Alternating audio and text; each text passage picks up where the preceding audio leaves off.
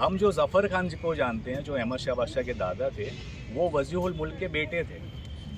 उनको तुगलक डायनेस्टी के अंदर गुजरात का सूबेदार बनाकर यहाँ पर भेजा गया।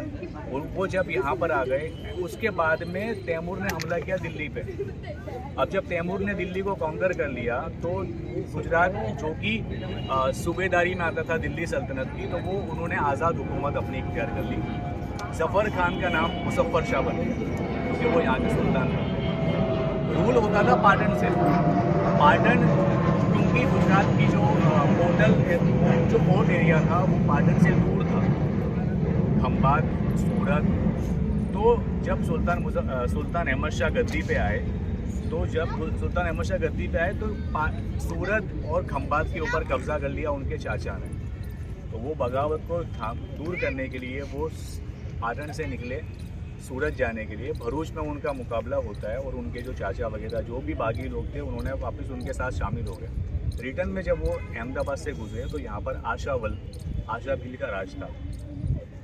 वहाँ पर उन्होंने रुके। उन्होंने ये सोचा कि यहाँ पर इतना अच्छा मौसम है, नदी है, बार बार अगर कोई आवाज़ उठाएगा, बगावत करेगा तो पाटन से आना ज़्यादा मुश्किल पड़ता है। ये यहाँ पर अगर शहर बस जाता है तो ये हमारे लिए बहुत आसान हो जाएगा। उन्होंने अहमदाबाद शहर को बसाने के बारे में सोचा। वो अपने रूहानी सलाहकार हज़रत शेख अहमद खट्टू रहमतुल्लाह अलैह के पास पहुँचे। वहाँ पर उन्होंने ख्वाजा खिज़र सलाम से मशवरा तलब चाहा। उनको ये हुक्म मिला कि 4 अहमद की तलाश करो, 4 अहमद अगर मिल जाते हैं तो आप शहर आबाद कर सकते हो। उन्होंने बहुत ढूंढा, उनको 3 तो मिल गए, क्योंकि उसमें से 2 मिल गए। एक जो पाटन में हज़रत काजी अहमद जूद मगरिब रहमतुल्लाह अलैह, दूसरे जो हैं वो कालूपुर में मलिक अहमद रहमतुल्लाह अलैह। अब जब वापस पहुँचे अहमद शाह बादशाह शेख अहमद खट्टू के पास में, तो उनको ये बताया गया कि मुझे 2 अहमद तो मिल गए, तीसरे अहमद और चौथे अहमद मुझे मिल नहीं पाए। तो हज़रत शेख अहमद खट्टू रहमतुल्लाह ने कहा कि वो तीसरा अहमद मैं हूँ। और फिर बाद में अहमद शाह बादशाह ने कहा कि मैं भी अब तो इतना परहेज़गार हो चुका हूँ कि मेरी भी असर की कोई नमाज कज़ा नहीं हुई है। तो वो इस तरह से 4 अहमद हो गए। उसके बाद अहमदाबाद की नींव रखी गई। जब अहमदाबाद की नींव रखी गई तो फोर्ट एरिया जो हमने पहले देखा, वहाँ पर फोर्ट बनाया गया, उनके रहने की जगह बनाई गई। सबसे पहली मस्जिद जो तामीर हुई थी, वो 2 मस्जिदों का काम एक साथ शुरू हुआ था। सुल्तान अहमद शाह की मस्जिद, जहाँ पर हम सबसे पहले गए थे, और हैबत खान की मस्जिद जो जमालपुर गेट के पास है। क्योंकि जमालपुर की गेट की जो मस्जिद है, हैबत खान की मस्जिद, वो एरिया में छोटी है, तो वो पहले बन गई। तो इस तरह अहमदाबाद की सबसे पहली तामीर होने वाली मस्जिद हैबत खान की। अहमद शाह की मस्जिद दूसरी मस्जिद है। अब जब शहर बनता गया, अहमद शाह बादशाह ने सबको इनवाइट किया। यहाँ पर सिर्फ मुसलमान नहीं थे, हिंदू भी थे, जैन भी थे। तो सबको इनविटेशन दिया गया कि आप लोग आओ, यहाँ पर अपना रोज़गार चलाओ। जैसे जैसे आबादी बढ़ती गई, एक फिर सोचा गया कि अब ये मस्जिद छोटी है, एक सेंटर में मस्जिद होनी चाहिए जहाँ पर लोग अगर बाहर से आते हैं तो उनकी, ये हम जो कॉरिडोर देख रहे हैं ना, यहाँ पर रात को वो लोग रुकते थे, आराम करते थे। उनको यहाँ पानी मिलता था, साया मिलता था, खाना तो लंगर खाना तो यहाँ पर चलते ही थे। तो धीरे धीरे उसके बाद ये वाली मस्जिद बनी। अब बात करते हैं हजीरा की और रानी की हजीरा की, बादशाह की हजीरा। बादशाह की जो सुल्तान अहमद शाह बादशाह ने मस्जिद बनवाई, उसके बाद में सबसे पहले अपने लिए वो उन्होंने खुद अपने लिए बनवाया था। लेकिन जो उसका मेन जो तामीरी काम है, ये जो अभी गुंबद देख रहे हैं, यहाँ से नहीं दिखेगा, जो हम आगे गुंबद देख रहे हैं, ये 100 साल के बाद बना है। सुल्तान अहमद शाह बादशाह की वफ़ात के 100 साल के बाद नौ खान फरोतुल मुल्क, जो सुल्तान सादुद्दीन महमूद शाह के टाइम पे हुए थे, उनके टाइम पे वो गुंबद पर रॉयल फैमिली अपन है। वहाँ पर एक सेंटर है, राइट साइड में सुल्तान मोहम्मद शाह जो उनके बेटे थे, उनकी तुरबत है, और लेफ्ट में ये उनकी तुरबत है। इसके बाद सुल्तान महमूद शाह बिगड़ा, क्योंकि वो हज़रत शेख अहमद खट्टू रहमतुल्लाह अलैह के मुरीद थे, उनको बहुत मानते थे।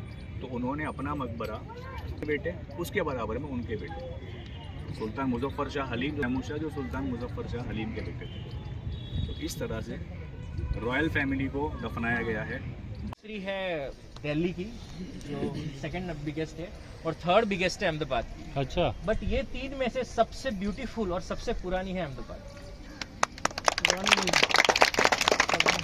So the third biggest mosque in India and most beautiful one out of this 3. अब ये मॉस्क इतनी ब्यूटीफुल क्यों है, उसको जानने के लिए हम दरवाजे के पास इकट्ठा होंगे और बहुत सारी चीज़ नहीं जानेंगे जो आपको नहीं पता। Please follow me.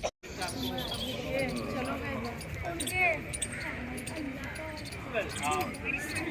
Whenever we are actually into any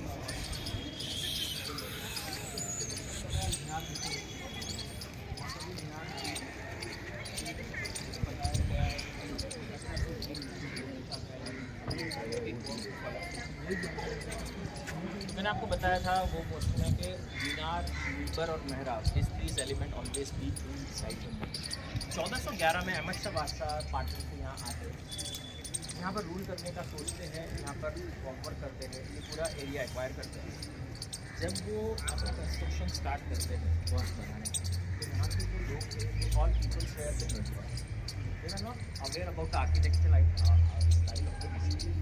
सो आपको कोई ऐसे बोला गया ना कि इंडो इस्लामिक आर्किटेक्चर स्टाइल, ऐसा कोई कॉन्सेप्ट नहीं।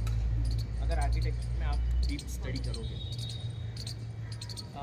मैं आपको एक आर्किटेक्चर स्टाइल का नमूना देना चाहता हूँ, मतलब आपको एक कॉन्सेप्ट थोड़ा समझाना चाहता हूँ, मैं हम ज़्यादा डीप में नहीं जाएंगे। आपको इतने सारे डोम दिखेंगे ऑल ओवर एंटायर मॉस्क में 52 डोम भी दिख रहे हैं। जो गुंबद है ये आर्किटेक्चर स्टाइल इस्लामिक आर्किटेक्चर। अब the people who are working here they are not aware कि हमें गुंबद कैसे बनाना है, क्योंकि उनसे पहले उन्होंने कभी गुंबद बनाया ही नहीं। आपको दिख रहा है कि आर्च में कितना ब्यूटीफुल बनाया है, क्योंकि आर्च मंदिरों में भी बनता है, तोरण मंदिरों में बनता है। आपको दिख रहा है वॉल के ऊपर तोरण बना हुआ है। तो उनको पता था कि तोरण कैसे बनाना है, आर्च कैसे बनाना है, दे वर नो।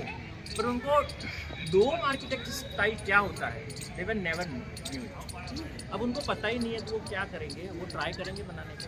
अब उन्होंने बनाया है तो आपको ये सारे गुंबद है वो एक समान नहीं दिखेंगे, थोड़े ऊपर नीचे, कोई पतला है, कोई थोड़ा ज़्यादा बड़ा है, कोई कर्वी है।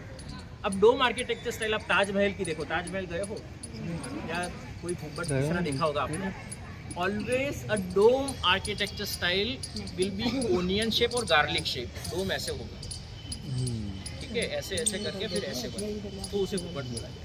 ये तो आपको दिख रहा है कि ऐसे ही बना दिया है कि भाई गोल करके, क्योंकि उनको पता नहीं।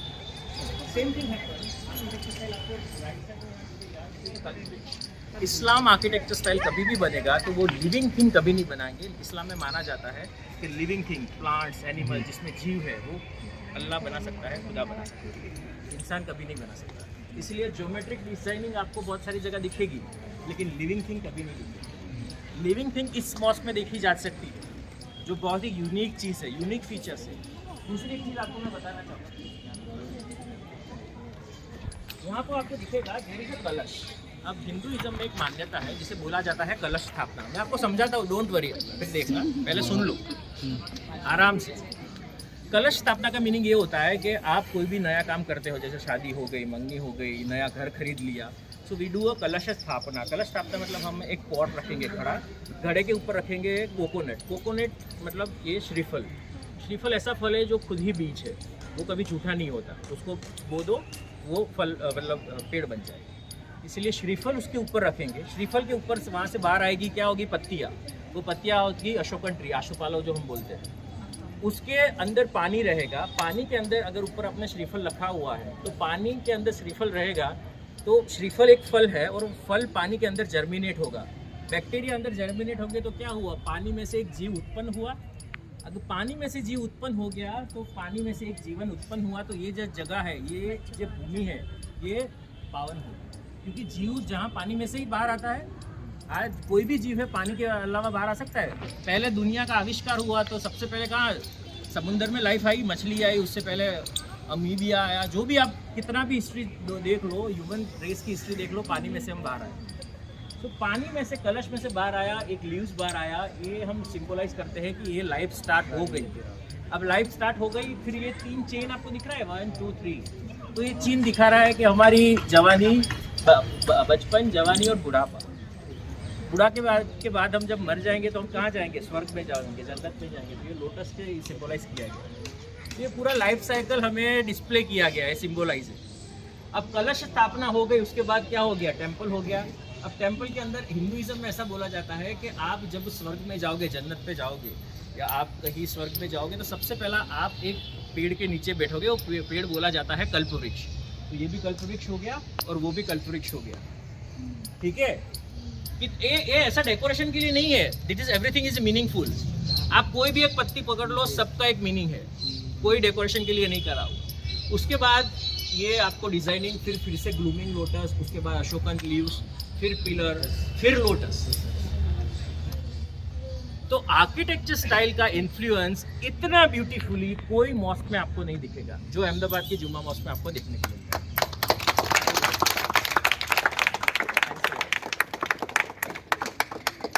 अब इतना ब्यूटीफुल मॉस्क बना 1421 में, 1421 के 1411, 600 साल पहले, 603 साल पहले एग्जैक्ट 603 साल पहले डॉक्यूमेंटेशन है इस सारी चीज़ का। तो 603 साल पहले इतना बड़ा मॉस्क कंप्लीट हुआ।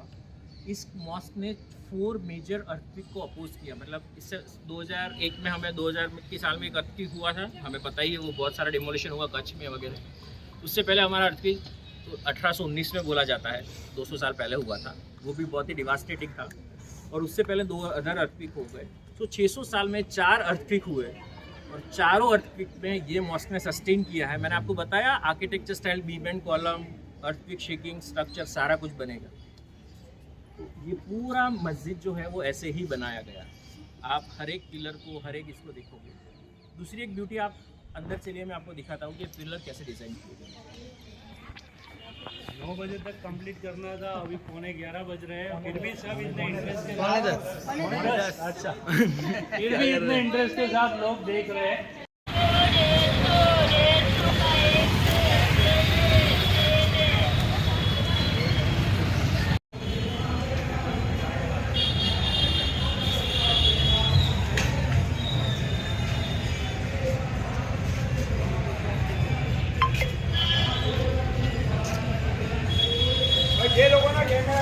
ऊपर जाके ओए बता नेपाल का लेडीज लोग को आने